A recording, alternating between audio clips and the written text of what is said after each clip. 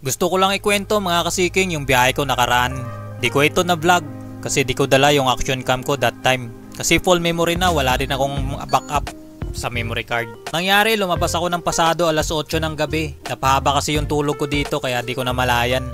Hindi pa nga sana ako tutuloy ng mga oras na yon kasi bukod sa umaambon, nawala pa yung susi ko. Buti na lang talaga at may duplicate ako na naitabi. At dahil nasa mood talaga akong bumiyahe kaya lumabas pa rin ako. Unang pasahero ko dito lang sa may cul-de-sac, malapit lang kung saan ako palagi tumatambay. Dito pa rin sa Edison Avenue sa may Paranaque. Papunta si ma'am ng McKinley sa may Telos. Dito lang banda yung daan sa may Loton Avenue. Call center pala si ma'am. Naisipan ko kasing itanong yung trabaho niya. Kadalasan kasi pag gabi pumapasok, call center kaagad pumapasok sa isip ko. Usual, kwentuhan lang sa biyahe. Tanong dito, tanong doon.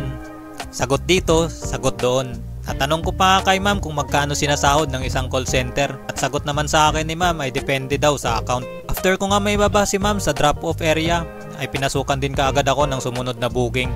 Lapit lang yung pick up. Kung makarating ako sa pick up area, pinindot ko kaagad yung arrive button para ma-notify yung customer na dumating na ako. Bali naghintay ako ng ilang minuto. Siguro umabot din ng 2 minuto yung hinintay ko dito mga kasiking. Makalipas yung 2 minuto, wala pa rin yung customer natin. Kaya nag-message na ako sa kanya. Nag-reply naman si CS na palabas na daw siya. Kaya naghintay ulit ako at iniisip ko na lang talaga na baka kumakain pa si sir sa loob. Sa McDo kasi yung pick up. Dahil yun talaga yung pumasok sa isip ko ng mga oras na yun. Habang naghihintay kaya hindi ko na namalay, matagal na masyado. Tumagpas na kasi ng 15 minutes. Nag-message nga pala ulit ako sa CS at sumagot naman sa akin, wait lang daw po.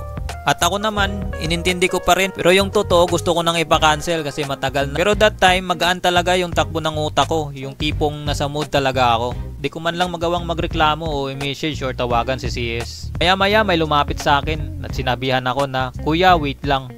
Magyoyosi lang ako." Sabay ganun sa akin mga kasiging. Ang nasagot ko lang dito kay CS, "Sige lang sir, okay lang po," sabi ko. Mga 2 minutes, sumakay na din si sir. Ihahatid ko lang pala sana siya sa may Bagong Bayan Taguig. Ang daan namin is Service Road. Sa gate 3 na kami, sa may stoplight. Gulat ako, inabutan niya ako ng 1,000 pesos na buo. Sinabi sa akin na lang daw. Di ako makapaniwala sa una pero seryoso talaga si CS. Labis yung pasasalamat ko that time. At doon nga sinabi ni sir na kanina pa daw siya sa labas. Wala pala siya sa loob. At tinitingnan niya lang din ako kung magrereklamo daw ako o magagalit. Kasi sa totoo lang, nakita ko pa si sir sa labas ng McDo. May kausap at boss yung tawag sa kanya. Ako naman alam na siya pala yung pasahero ko. Bukan niya lang daw talaga ako. Kung susumahin, umabot ng 25 minutes yung waiting ko mga kasiging.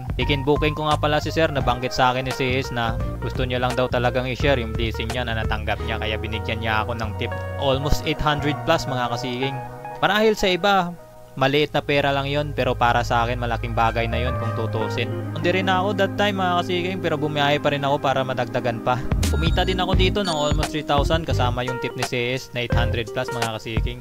Yun yung malaking tip na natanggap ko bilang isang MC taxi so far. Lesson dito sa gusto kong iparating is yung patient and respect. Legit na kapag ikaw ay hindi mareklamo sa buhay at bukal sa loob mo yung pagiging maintindihin o kung ano pa man, ay may kapalit din talaga na naghihintay although wag tayo mag-expect talaga. Almahan lang natin kasi sa totoo lang kung hindi nagsabi si CS na palabas na po ako o wait lang po, siguro hindi din ako naghintay, sa totoo lang yun.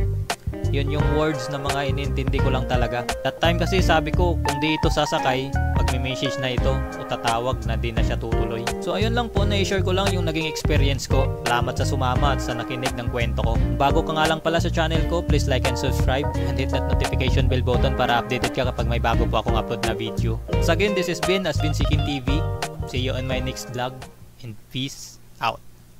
What's up mga kasiging? So ngayon, naisipan kong mag-video, no? Hindi naman sa pagyayabang natin to dahil wala talaga sa isip ko mag-vlog ngayon, mag-video ngayon kasi hindi ko nga dala yung camera ko, yung tutuusin kasi sabi ko maulan, baka mabasa lang din.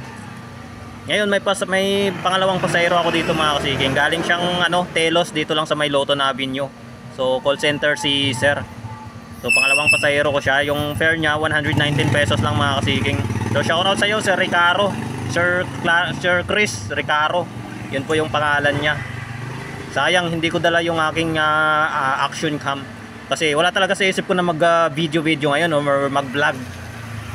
Kaya ngayon naisipan ko lang din mag video para ipaalam lang din pero hindi ko pinagyayabang to mga kasi sa totoo lang talaga first time ko makatanggap ng ganitong kalaking tip, almost 800 plus.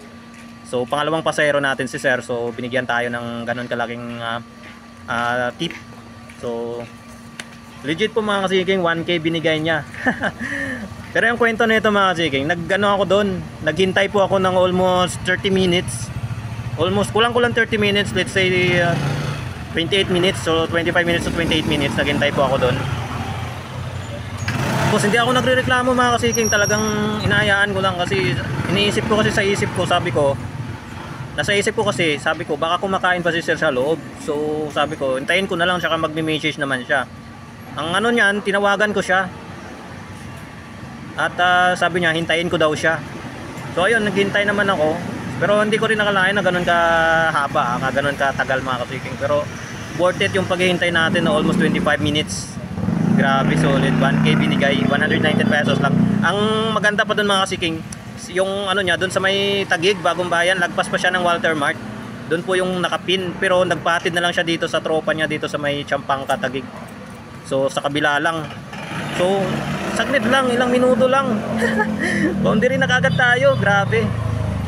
Natuwa lang ako. So ito ngayon, umaambon na. Grabe, solid ka talaga sir. Ayun, ano na ako, baka umuwi na ako, boundary na ako eh. Papahinga na lang muna ako mga kasiking. So share ko lang po ito. Maraming salamat po. So yun, gusto ko lang talaga magpasalamat kay sir Chris, sa Ricaro. Thank you sa tip. So ayun, solid. So maraming salamat. This is Has been Seeking TV. See you on my next vlog. Peace out.